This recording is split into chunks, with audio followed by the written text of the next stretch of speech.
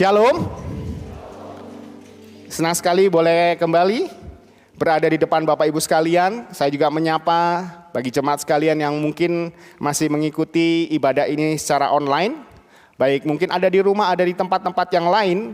Karena sebagian jemaat mungkin masih ingin mengikuti ibadah kita secara online. Bapak Ibu sekalian, hari ini kita akan merenungkan sebuah tema yaitu Community of Love, komunitas kasih. Tema ini adalah sebagai rangkaian penutup daripada rangkaian khotbah selama beberapa minggu lalu, ya, kurang lebih 6 minggu kita membahas rangkaian khotbah tentang 40 hari di dalam kasih, 40 do love. Tema ini juga menghantar kita pada pagi hari ini untuk kita kembali boleh mengenang kasih Tuhan di dalam perjamuan kudus yang akan kita terima beberapa saat nanti. Sebagai dasar daripada perenungan firman kita, mari kita bersama-sama membaca firman Tuhan dari dua bagian. Bagian yang pertama adalah dari Yohanes pasalnya yang ke-13, ayatnya yang ke-34 sampai ayatnya yang ke-35, dan kemudian dari Kolose pasal 3 ayat 12 sampai 14. Kita akan membaca bagian ini bersama-sama karena ayatnya tidak panjang, ya. Boleh dibuka Holy HP, Holy Bible-nya, ya. Ataupun boleh melihat dari atas, ya. Semoga tidak tertutup oleh saya begitu ya, bagian yang ada tulisannya. Mari Bapak Ibu, pertama kita membaca dari Yohanes, Injil Yohanes pasal yang ke-13. Ayatnya yang ke-34 sampai ayatnya yang ke-35. Mari kita baca bersama-sama. 2, 3. Aku memberikan perintah baru kepada kamu, yaitu supaya kamu saling mengasihi. Sama seperti aku telah mengasihi kamu, demikian pula kamu harus saling mengasihi. Dengan demikian semua orang akan tahu bahwa kamu adalah murid-muridku, yaitu jikalau kamu saling mengasihi. Bagian berikutnya kita akan membaca dari Kolose pasalnya ketiga ayat yang ke-12 sampai ayat yang ke-14. Kita baca kembali bersama-sama bagian firman ini. 2, 3. Karena itu sebagai orang-orang pilihan Allah yang dikuduskan dan dikasihinya, kenakanlah belas kasihan, kemurahan, kerendahan hati, kelemah lembutan dan kesabaran. Sabarlah kamu seorang terhadap yang lain, dan ampunilah seorang akan yang lain. Apabila yang seorang menaruh dendam terhadap yang lain, sama seperti Tuhan telah mengampuni kamu, kamu perbuat juga demikian.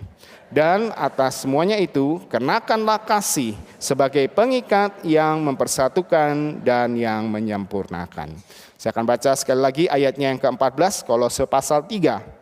Dan di atas semuanya itu kenakanlah kasih sebagai pengikat yang mempersatukan dan menyempurnakan. Demikianlah firman Tuhan.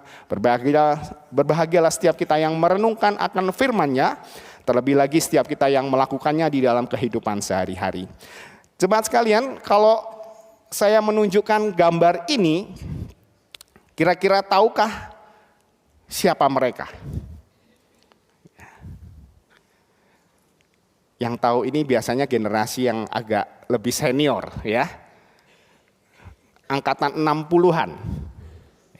Ini adalah dikenal dengan komunitas hippies, ya. Pada sekitar tahun 60-an di Amerika terjadi perang Vietnam. Ada beberapa pemuda yang tidak setuju dengan perang Vietnam dan menyerukan perdamaian, ini ya lambang perdamaiannya. Dan mereka memiliki cara hidup yang berbeda. Mereka ingin kebebasan. Berbeda dengan orang-orang yang sebelumnya yang berpenampilan rapi, mereka berpenampilan seadanya dan hidup bebas semau-maunya. Rambut dibiarkan panjang yang laki-laki, ya. Bahkan mungkin ada yang memakai obat-obatan terlarang. Sebagian gaya mereka itu ya mungkin masuk di Indonesia juga, ya. Ada mungkin di antara Bapak Ibu yang waktu dulu masih muda pakai celana yang cutbray ya namanya ya. Ini adalah komunitas hippies. Ya. Gambar berikutnya adalah ini. Ya. Ada yang tahu Bapak Ibu sekalian? Komunitas apa ini? Komunitas bersepeda ya. Biasanya orang Bandung tahu, yang suka jalan-jalan di daerah Asia Afrika. Ada sekumpulan orang-orang yang suka sepeda jadul, sepeda goes begitu ya. Dan biasanya mereka nggak sekedar bersepeda biasa, tetapi mereka akan berpakaian seperti veteran perang. Ya. Pakaian-pakaian yang jadul begitu ya. Kita lihat modelnya begini ya. Ini adalah komunitas bersepeda. Ya. Dan gambar yang terakhir yang ingin saya tunjukkan adalah gambar ini. Ada yang tahu ini gambar apa? Ini mungkin cucu atau anak kita ya. Gambar Naruto ya. Kita biasa makan baksonya tuh yang ada di kepalanya ya, bakso Naruto namanya. Mereka ini biasa disebut dengan komunitas, ada yang tahu? Ah, ini yang agak muda-muda yang tahu. Oh, ini ada teman-teman dari youth ya, tahu ya. Cocok saya khotbah hari ini ya, ada mereka. Ini kelompok cosplay. Apa itu cosplay? Cosplay itu adalah sejumlah orang ya yang memakai kostum daripada anime atau kartun Jepang. Ya. Makanya ini ada yang menirukan Naruto dan teman-temannya. Saya nggak hafal teman-temannya ya, taunya Naruto doang. Ya. Inilah komunitas cosplay. Bapak Ibu sekalian, ada 3 komunitas di sini, komunitas hippies, komunitas bersepeda, komunitas cosplay. Dari 3 gambar ini, kira-kira apa yang kita bisa simpulkan? Apa yang terbersit di pikiran Bapak Ibu sekalian dari masing-masing komunitas ini? Apa Bapak Ibu sekalian? Setiap komunitas ada apanya? Saya kedengeran sedikit tuh ya, suaranya samar-samar.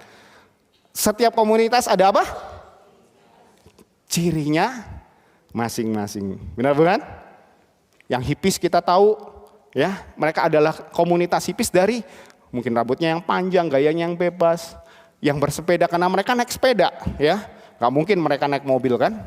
Kalau enggak mereka bukan komunitas bersepeda. Yang cosplay karena mereka pakai pakaian cosplay. Setiap komunitas itu punya cirinya masing-masing. Di dalam Yohanes pasalnya yang ke-13, Tuhan Yesus berkata, "Aku memberikan perintah baru kepadamu." Ya. Dan kemudian Tuhan Yesus juga berkata, dengan demikian, ya, perintah baru untuk saling mengasihi. Dengan demikian, semua orang tahu bahwa kamu adalah murid-muridku jikalau kamu saling mengasihi. Bapak Ibu sekalian, sesungguhnya lewat perkataan daripada Tuhan Yesus ini, Tuhan Yesus ingin menunjukkan kepada kita ciri daripada komunitas Kristen adalah apa? Kasih. Ciri komunitas Kristen adalah kasih.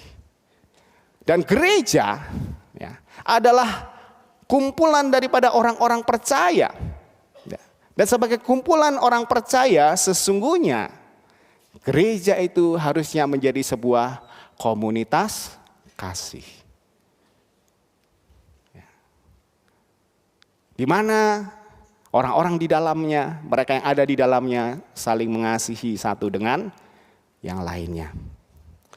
Namun kenyataannya Bapak Ibu sekalian, bukankah untuk mewujudkan sebuah komunitas kasih itu bukan hal yang mudah? Benar bukan? Ya. Rasul Paulus ya di dalam tulisannya di surat Korintus, kita mengetahui bahwa jemaat Korintus adalah sesungguhnya jemaat yang cukup besar, diberi banyak karunia, tetapi mereka berselisih satu dengan yang lainnya. Ya. Dan kalau kita melihat dari seluruh sejarah gereja, ya, perpecahan demi perpecahan terjadi di dalam tubuh gereja. Ya. Gereja Katolik itu pecah jadi gereja Ortodok dan Katolik, Barat dan Timur. Kemudian keluar gereja Reformasi. Dari gereja Reformasi keluar jemaat-jemaat dengan denominasi yang begitu banyak. Rupanya untuk menjadi satu, untuk menjadi satu komunitas yang saling mengasihi, itu bukanlah hal yang mudah. Karena itulah Bapak Ibu sekalian, kita memerlukan atau perlu memahami ya, dasar dari gereja, bagaimana gereja boleh menjadi sebuah komunitas kasih. Satu komunitas yang saling mengasihi. Kepada jemaat di Kolose, ya, bagian surat Kolose yang kita baca tadi, Rasul Paulus mengingatkan mereka bahwa Kristus adalah kepala gereja. Ya. Gereja sebagai tubuh Kristus, kepalanya itu adalah Kristus sendiri. Ya. Paulus juga mengajarkan bahwa ada hal-hal praktis bagaimana sebagai gereja kita bisa menunjukkan diri kita sebagai sebuah komunitas kasih. Dan pada bagian yang kita baca tadi, pasal 3 ayat 12 sampai 14 surat Kolose, kita akan belajar hal-hal yang adalah dasar yang bisa menjadikan kita sebagai sebuah komunitas kasih. Jadi, apakah yang menjadi dasar kita untuk menjadi komunitas kasih? Hal yang pertama Bapak Ibu sekalian, bahwa status kita di dalam Tuhan. Sekali lagi saya ulangi, status kita ada di dalam Kristus. Inilah dasar kita menjadi satu komunitas di dalam Kristus yang saling mengasihi.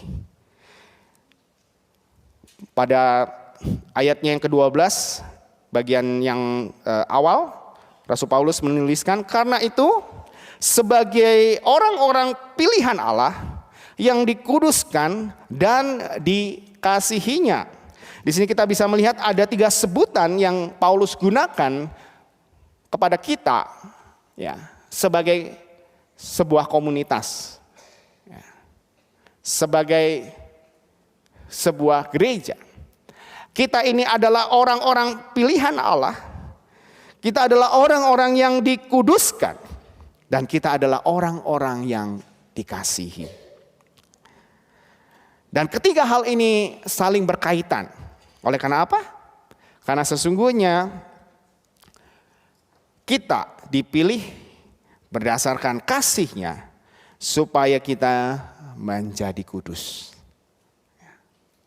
Kita dipilih berdasarkan kasih Kristus agar kita menjadi kudus di hadapannya. Hal ini juga ditegaskan oleh Rasul Paulus di dalam Efesus pasalnya yang ke-1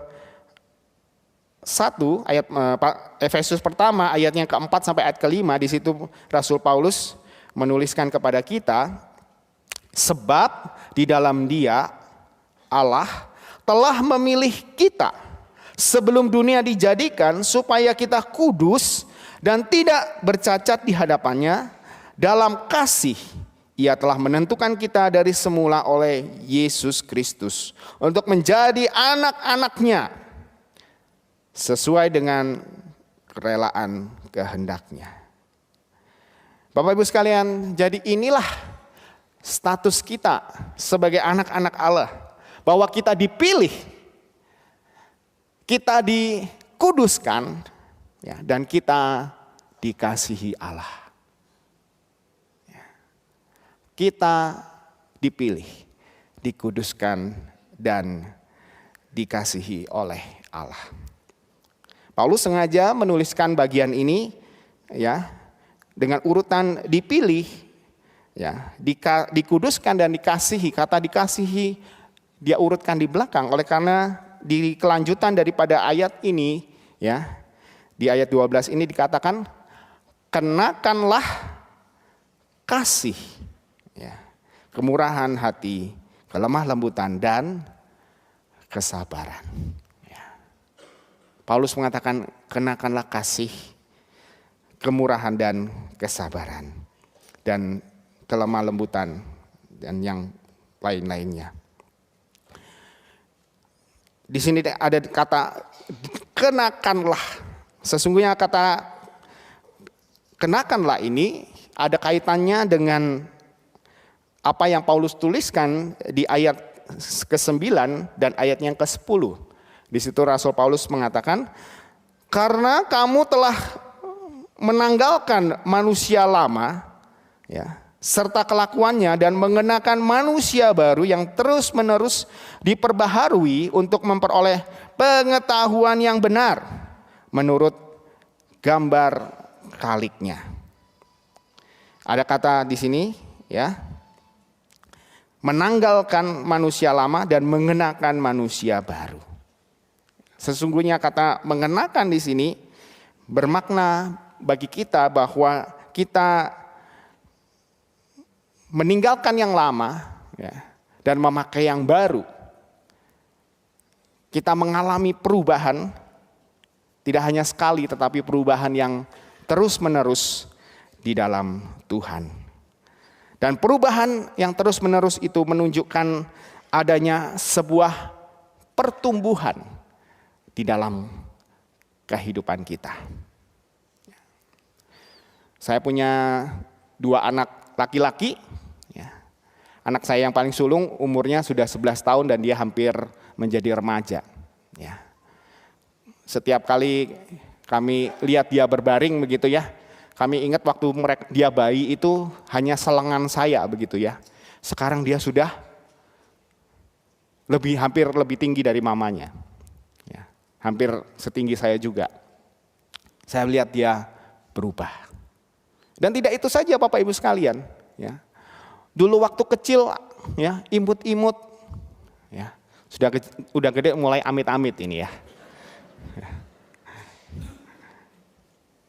Waktu kecil, waduh, ngomongnya wah ya, sampai orang selalu, ih lucu ya. Sekarang ya kalau disuruh nyapa orang diem gitu ya, suruh manggil diem.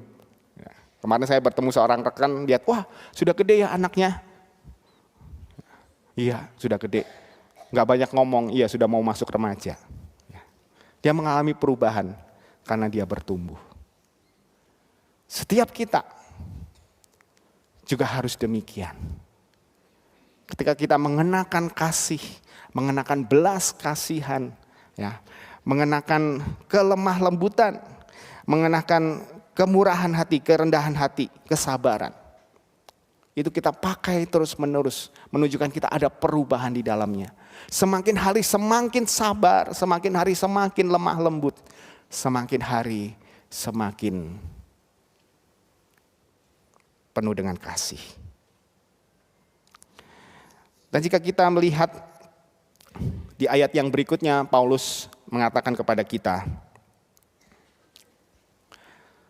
sabarlah kamu, ya, seorang terhadap yang lain, dan ampunilah seorang akan yang lain apabila seorang yang, saya ulangi sekali lagi, apabila yang seorang menaruh dendam terhadap orang lain. Ya. Bapak Ibu sekalian, bagian apabila yang seorang menaruh dendam terhadap yang lain, ini memiliki makna bahwa ada keluhan-keluhan, ya, ada tuduhan ataupun ada segala sesuatu yang bisa memicu sebuah pertengkaran. Ya. Ada situasi-situasi tertentu yang menyebabkan pertengkaran itu bisa terjadi. Suasana menjadi panas, suasana tidak menjadi kondusif. Dan tentunya untuk keadaan yang demikian, ya, kita harus lebih sabar dan kita harus belajar untuk mengampuni. Bapak Ibu sekalian, bersabar dan mengampuni kelihatannya bukan hal yang mudah untuk dilakukan, benar bukan? Ya. Di minggu kedua 40 do love, saya mengkhotbahkan tentang kesabaran. Saya mengatakan saya pikir dulu saya sabar, ternyata setelah menikah saya tidak sesabar yang saya duga. Ya. Kesabaran itu bukan hal yang mudah. Namun sesungguhnya kesabaran itu bukanlah hal yang mustahil. Oleh karena apa? Karena kesabaran dan pengampunan itu sudah kita alami. Itulah yang Paulus sampaikan. Untuk kelanjutan daripada ayat ini, Paulus mengatakan, sama seperti Tuhan telah mengampuni kamu, kamu perbuat juga demikian. Tuhan meminta kita untuk menjadi sabar dan mengampuni, ya, karena kita pun sudah mengalami pengampunan daripada Allah. Dan sesungguhnya jemaat sekalian, semakin besar kesadaran kita tentang dosa-dosa kita, maka semakin besar kesadaran kita tentang anugerah Allah yang telah menutupi segala dosa-dosa itu. Dan semakin besar kesadaran kita tentang anugerah Allah, bukankah itu semakin membuat kita mudah untuk menunjukkan kesabaran kita dan mengampuni akan orang lain? Yang menjadi pertanyaan bagi kita sesungguhnya adalah, sudahkah kita mengalami akan anugerah Allah? Adakah kita sadar betapa besarnya Allah sudah mengasihi kita? Dengan menyadari itu, ya, kita bisa dengan sabar mengampuni dan kita akhirnya mengasihi orang lain. Oleh karena itulah, pada hari ini kita akan menerima perjamuan kudus. Karena sesungguhnya perjamuan kudus adalah momen mengingatkan kepada kita bagaimana kasih Tuhan yang begitu besar kepada kita, yang telah mengampuni kita, yang sesungguhnya kita tidak layak menerima pengampunan itu, namun Tuhan memberikannya kepada kita.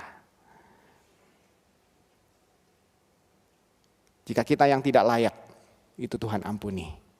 Terlebih-lebih saudara kita yang bersalah dengan kita. Mereka pun layak menerima pengampunan dari kita. Hal yang kedua yang menjadi dasar kita untuk menjadi komunitas yang mengasihi atau komunitas kasih adalah kita tahu akan kasih Kristus. Di ayatnya yang ke-14 di situ dikatakan, dan di atas semuanya itu, ya, kenakanlah kasih sebagai pengikat yang mempersatukan dan menyempurnakan. Di sini dikatakan di atas semuanya itu kenakanlah kasih. Ya. Kenakanlah kasih. Kata kasih yang dipakai di sini adalah kasih agape. Ya. Kita tahu apa itu kasih agape, kasih tanpa syarat. Ya. Dan Tuhan Yesus mengajarkan kita apa itu sesungguhnya kasih agape. Di dalam Yohanes 15 ayatnya yang ke-13 Tuhan Yesus berkata, tidak ada kasih yang lebih besar daripada kasih seseorang yang telah memberikan nyawanya untuk sahabat-sahabatnya. Kasih yang terbesar adalah kasih yang memberikan nyawa kepada sahabat-sahabatnya. Kasih yang terbesar adalah kasih yang berkorban. Dan siapakah yang bisa memberikan kasih yang demikian? Kasih yang berkorban. Kasih yang memberikan nyawanya kepada sahabat-sahabatnya. Tidak ada kasih yang demikian selain kasih Kristus. Sesungguhnya kasih yang dimaksudkan oleh Paulus di sini bukan sekedar kasih yang diajarkan oleh dunia, tetapi sesungguhnya itu adalah kasih Kristus sendiri. Karena kasih manusia itu terbatas. Kasih manusia itu tidak sempurna. Dan hanya kasih Allah lah yang sempurna. Karena itulah Paulus mengatakan, ya, kenakanlah kasih sebagai pengikat yang mempersatukan dan yang menyempurnakan. Hanya kasih Kristus yang bisa mengikat kita. Hanya kasih Kristus yang bisa menyempurnakan kasih kita yang tidak sempurna. Karena tanpa kasih Kristus itu, kasih kita hanya sifatnya sementara dan fana. Karena itulah kita memerlukan kasih Kristus. Jemaat sekalian, sepanjang 6 minggu ini kita sudah melakukan apa yang kita sebut dengan 40 do love. Ya. Saya tidak tahu seberapa banyak rekan-rekan sekalian yang terlibat di dalam 40 do love ini. Namun di dalamnya saya tahu ada beberapa proyek-proyek kasih, ya, tindakan-tindakan kasih yang perlu dilakukan. Adakah kita hanya belajar tentang kasih? Kasih itu sabar, ya. Kasih itu murah hati, kasih itu ini dan itu, ya. Kasih tidak sombong, ya, tidak mementingkan diri sendiri. Tetapi yang lebih penting daripada semuanya itu, ketika kita sudah belajar ini semua, adakah kita melakukannya? 40 do love. Nah, adakah kita melakukan kasih itu di dalam kehidupan kita sehari-hari?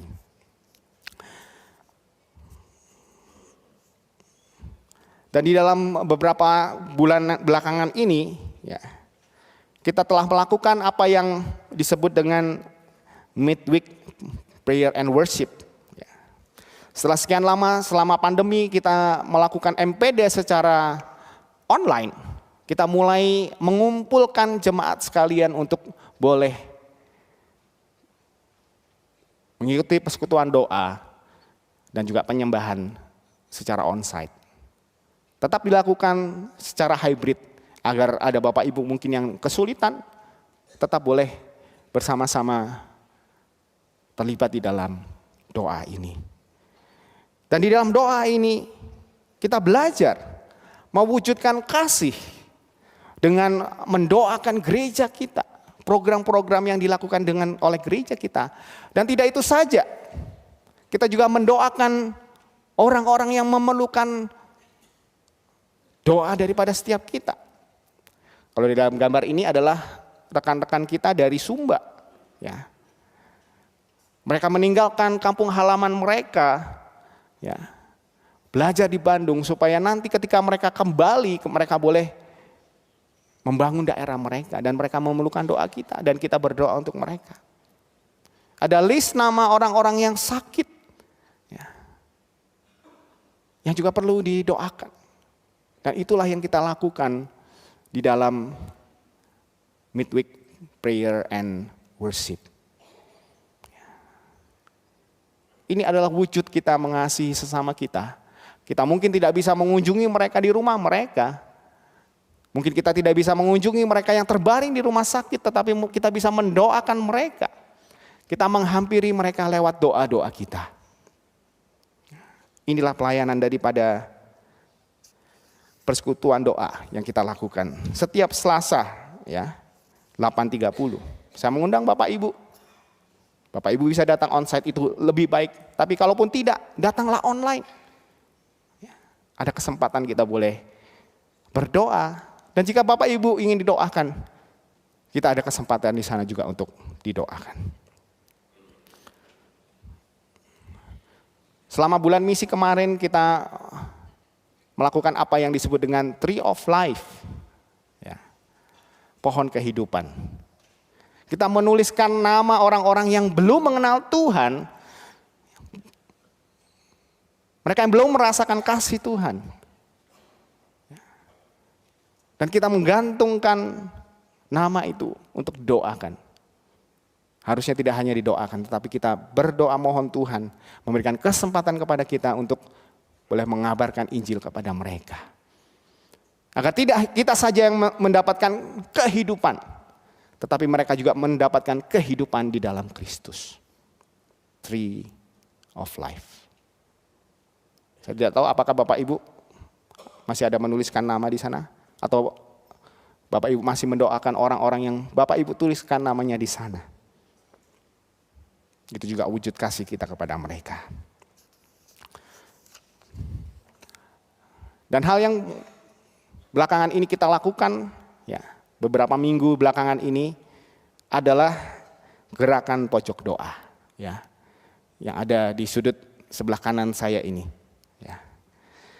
Selesai ibadah,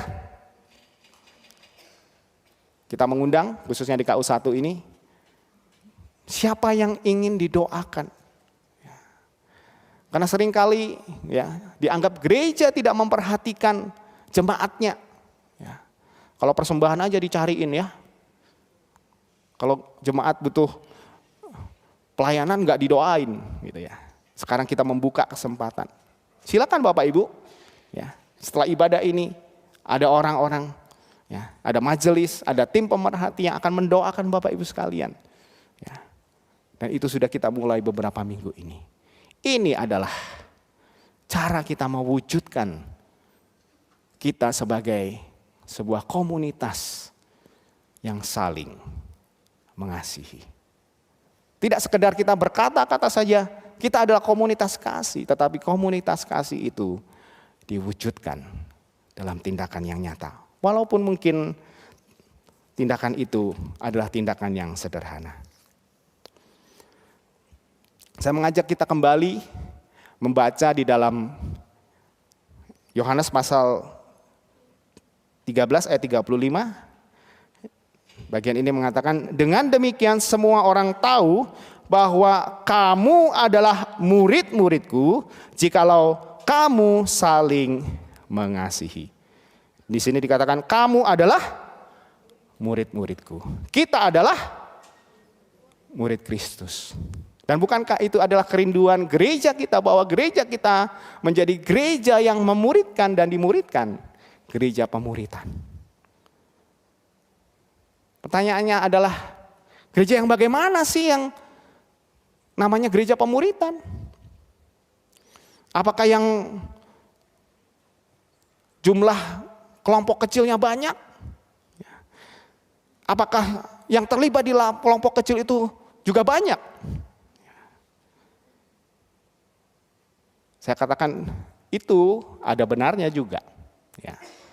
Karena pemuritan yang paling efektif itu dilakukan di dalam kelompok kecil. Karena kita bisa memperhatikan sesama kita itu dalam kelompok yang kecil. Kalau dalam jumlah besar gini bagaimana kita bisa memperhatikan? Ya. Namun ya, tanda daripada sebuah pemuritan atau gereja yang memuridkan bukanlah sekedar bahwa ada banyak kelompok-kelompok di sana yang di dalam kelompok kecil di sana, ataupun banyak yang terserap di dalam kelompok kecil. Tetapi sesungguhnya ini yang Tuhan Yesus katakan. Kamu adalah murid-muridku jika kamu saling mengasihi. Tanda utama daripada gereja yang memuridkan. Ada suasana saling mengasihi di antara kita. Dan bukankah itu menjadi kerinduan setiap kita? Benar bukan Bapak Ibu sekalian? Inginkah kita menjadi satu komunitas ya, yang tidak hanya mengatakan tentang kasih, tetapi dengan nyata menunjukkan kasih itu kepada sesama kita. Hari ini kita akan menerima perjamuan kudus. Ya. Perjamuan kudus mengingatkan kita atas kematian Kristus, juga kebangkitannya. Kematian dan kebangkitan Kristus membawa kita mengenang bagaimana Kristus telah mengasihi kita.